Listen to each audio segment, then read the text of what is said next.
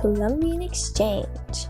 The Columbian Exchange is a transfer of people, plants, animals, and diseases from the Eastern Hemisphere to the Western Hemisphere and vice versa. But it was also a unicorn? We'll come back to that later. It all started with the OG trendsetter Chris the Colonizer, aka Christopher Columbus. He was a Genoese explorer who discovered America. Hate the guy. He basically got on his hands and knees to beg the Spanish queen to fund his expedition across the Atlantic Ocean. His original goal was to find a faster route to Asia from Europe, all for God, gold, and glory. This is the same dude that thought the earth was shaped like a pear. He landed in the Caribbean islands, which he thought was India. Stupid. Long story short, he committed genocide and colonized the Native Americans. Now, back to the unicorn. If you didn't know, spiced tea terms will be a very important part of studying for the AP exam. Spiced tea stands for social, political, interactions with humans and the environment, cultural, economic, and technology and innovation. So, how did the Columbian Exchange affect the social aspects of the world? Probably the most lasting effect was population growth. World population grew from 425 million to 900 million from 1500 to 1900. Wow. Amazing. A lot of this growth was due to the transfer of crops and animals. Along with population growth, new social hierarchies emerged, especially in South America. Of course, white people who were born in the Iberian Peninsula were at the top of society, while native peoples and African slaves were pushed to the bottom.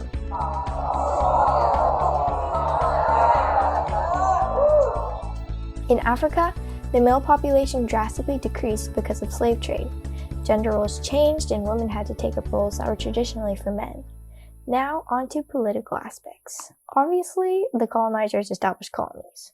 The Iberian powers, Spain and Portugal, colonized South and Central America. England colonized part of North America, we now know as the Great USA! And the French mainly colonized Canada. Because of European trade in the Atlantic, many African kingdoms rose in power and fell.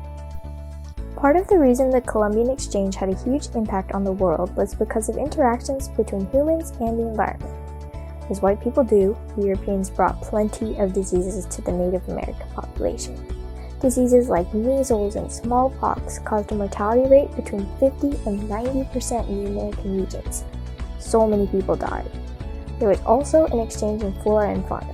This introduced invasive species like dandelions in America and pigs in the Barbados Islands. However, not all introduced species had an adverse effect in their new homes. Horses were brought to the Americas and Indians in the plains made use of them in hunting. Along with plants and animals, many humans made the migration across the Atlantic. African peoples were forcibly moved to South America, North America, and the Caribbean as slaves. European peoples moved to the Americas, South America, Australia, and the Pacific Islands. Asian peoples moved to tropical and subtropical areas like Hawaii. With the people moving, their cultures moved with them. Europeans learned from Native American cultures, and Native American cultures were introduced to Christianity by the Europeans. Spanish conquest in Mexico ultimately led to the erasure of indigenous culture in that area. The concentration of African slaves in North America created syncretic religions such as voodoo. These slaves had a sense of solidarity from shared experiences. And now, time for white man's favorite topic. Money. The first Europeans to discover tobacco were the explorers who were introduced to it by indigenous populations. It was a good thing, for money at least. Tobacco was a huge cash crop, and it became a highly popular product, especially because of its nicotine content. Many people became addicted to it and therefore bought lots of it. But it will never come close to tea. British people love tea. The Columbian Exchange also led to the emergence of triangle trade, which is trade in the shape of a triangle. The 3 points of this triangle were Africa, the Americas, and Europe. Slaves from Africa went to the Americas, raw materials and cash crops from America went to Europe, and manufactured goods such as firearms and rum from Europe went to Africa. Don't fall asleep yet! We're not even close to finishing! The last theme of the spiced tea is technology. Columbus's expedition and trade across the Atlantic was made possible by technological advances such as the magnetic compass, caravel ships, and the astrolabe. The magnetic compass and astrolabe allowed sailors to travel further distances because they could now locate their position at all times of the day without the aid of the stars. And caravels, they were just better ships. Although the Columbian Exchange took place hundreds of years ago, the effects are still seen today and will continue to be visible for many years to come. One of these visible effects is food. For example, Cajun foods such as gumbo and crab boils are very popular in America now. These dishes have a heavy influence from African cooking. If you haven't had a crab boil or a shrimp boil, first of all, what are you doing? Second of all, go try it right now. And if I get this next part wrong, Italians, please don't get mad at me. Tomatoes are originally from the Americas, but because of the exchange, they are a staple in Italian cooking today. Besides food, traces of 15th and 16th century migration are evident in African and European descendant populations in the Americas.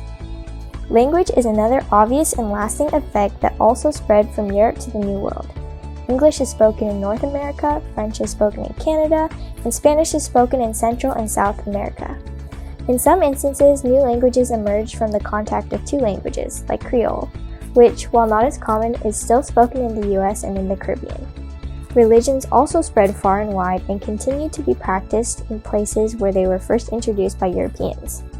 Christianity is popular in North America because of English colonization, and Catholicism is popular in Mexico and the Philippines because of Spanish colonization.